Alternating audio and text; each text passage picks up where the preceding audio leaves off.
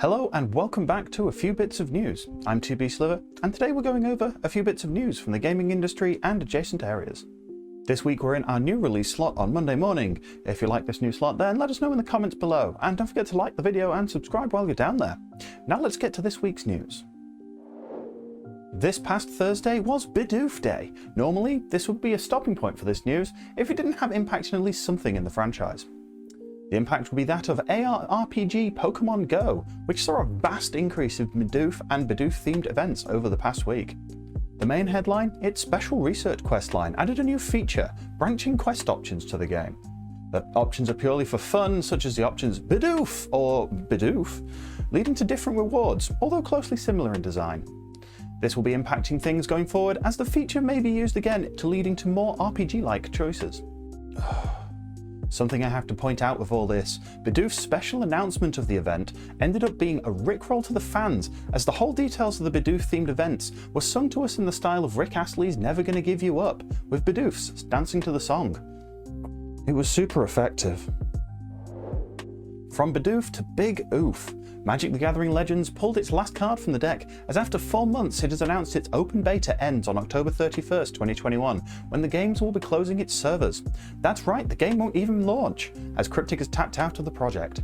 The reasoning at this time is unknown, however the announcement came with a refund of all Zen spent in-game, which is the in-game premium currency used across all Cryptic games, to all players.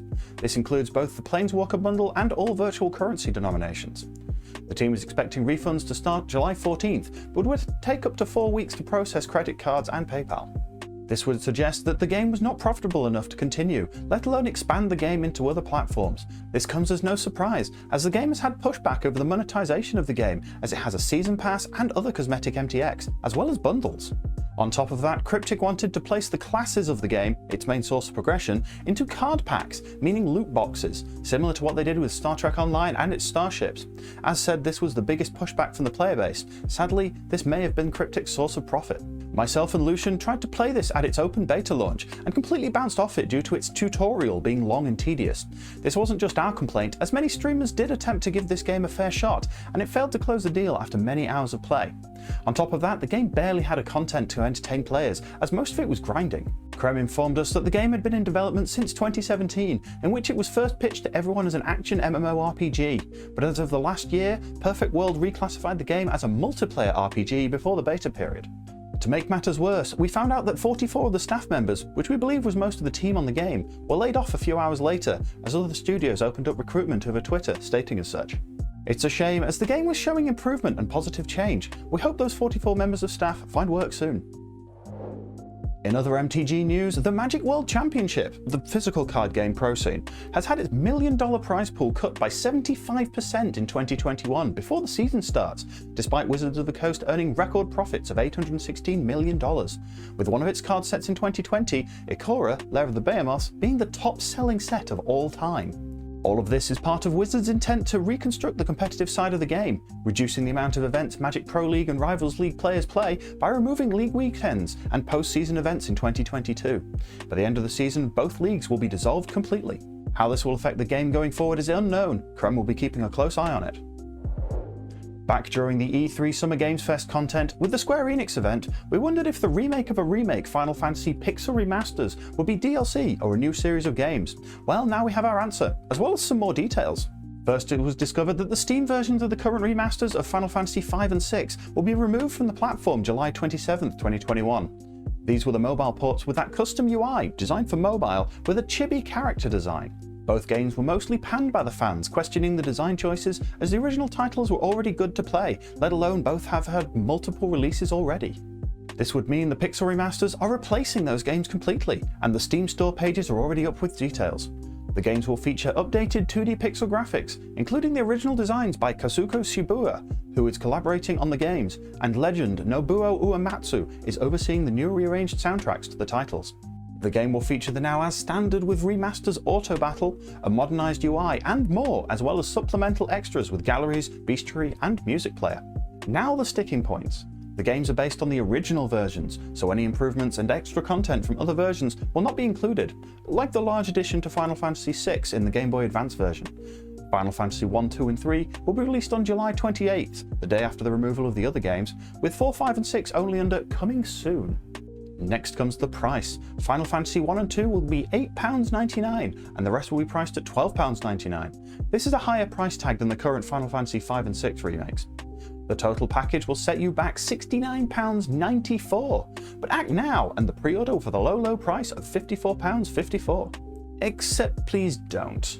People have already picked up on the flaws of this package. The sale point of this bundle offers wallpapers and OSTs to each game. However, the wallpapers are just 2 images per game, which you can always find online from their own site, and the OSTs are only 3 select tracks per game, meaning you are probably going to find out you need to buy the rest of the DLC anyway.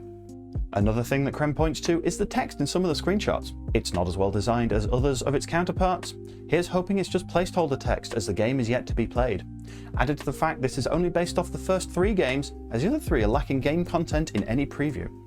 That said, it's nice to actually have proper versions coming to the PC and mobile. Shame there's a sale currently going on taking everyone's money already. Speaking of upcoming game releases, Sucker Punch's Ghosts of Tsushima is getting a director's cut version of the game. Something that had been leaked for some time was confirmed by Sony this past week, along with its contents and pricing. The content itself will feature a new story, location, NPCs, animals to pet, a new horse, new techniques, and minigames, along with new trophies.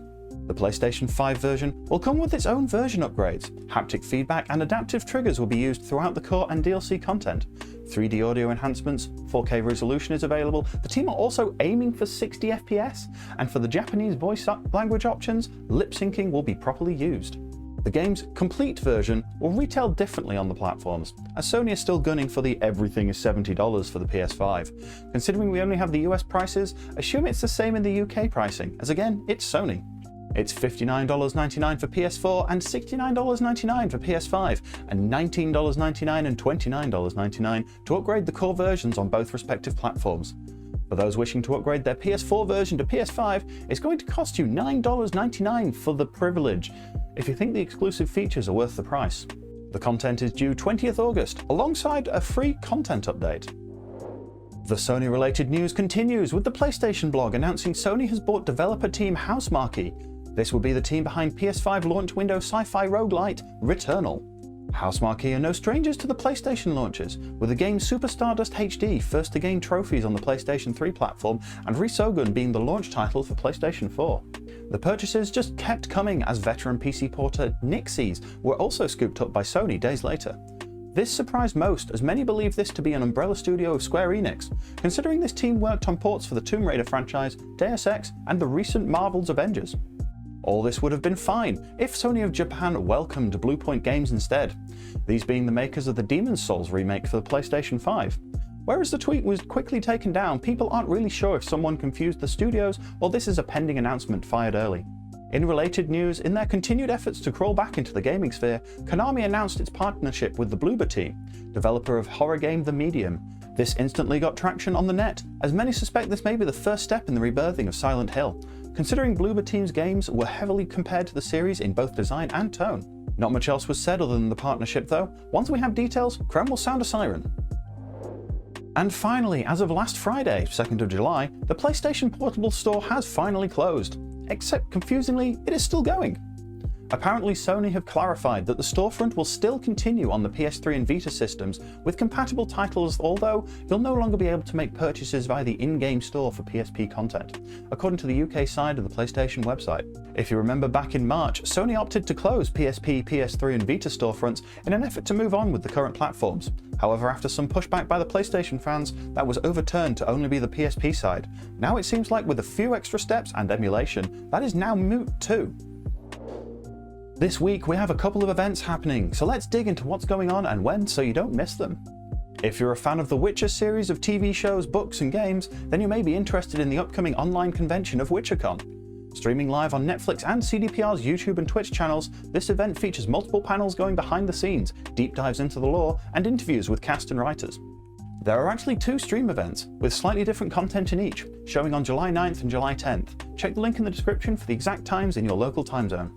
Destiny 2 is at it again with their latest free event, Solstice of Heroes. Jump in to earn new weapon and armor skins, as well as the new skin for the Sparrow and your ship. This event runs from July 6th, tomorrow, until August 3rd. Those speedy gamers are at it again with this year's Summer GDQ. This started yesterday, but is going on all week, so head over and catch some amazing gameplay by many talented gamers and speedrunners. SGDQ runs until Sunday, July 11th. Finally, we have several releases happening this week. On the 6th of July, we have Watch Dogs Legion Bloodlines, new DLC arriving featuring Aiden, Pierce and Roach. Crowfall, a new Realm v Realm MMORPG similar to Dark Age of Camelot, which has emerged from Kickstarter and it's finally getting released. Warframe Sisters of Parvos Update 30.5. This update adds to the game's Lich system, the player's personal antagonist, with a new story element, new the Warframe Yareli, and new weapons to collect. Releasing 7th of July, we have Fallout 76 Steel Rain. The final chapter of the Brotherhood of Steel has arrived with new quests, new locations, and new gear. And coming out on 8th of July, we have Monster Harvest, plant harvest and battle your planimals in this Stardew Valley meets Pokemon game. And finally, on the 9th of July, we have Monster Hunter Stories 2 Wings of Ruin. Hunt, capture and train your monsters in this sequel to the original Monster Hunter Stories game. And Sword of Legends Online, restore balance to Shenzhou in this Chinese mythology-based MMORPG from Gameforge. And that's it for this week's A Few Bits of News. Tune in next Monday for more news across the gaming industry. And as always, don't forget to like, comment and subscribe, as well as hit the little bell icon to get notified of the next video. If you'd like to chat with us live, then come join me every Tuesday, Wednesday and Friday evening over on Twitch. Link in the description. Otherwise, we'll see you below in the comments.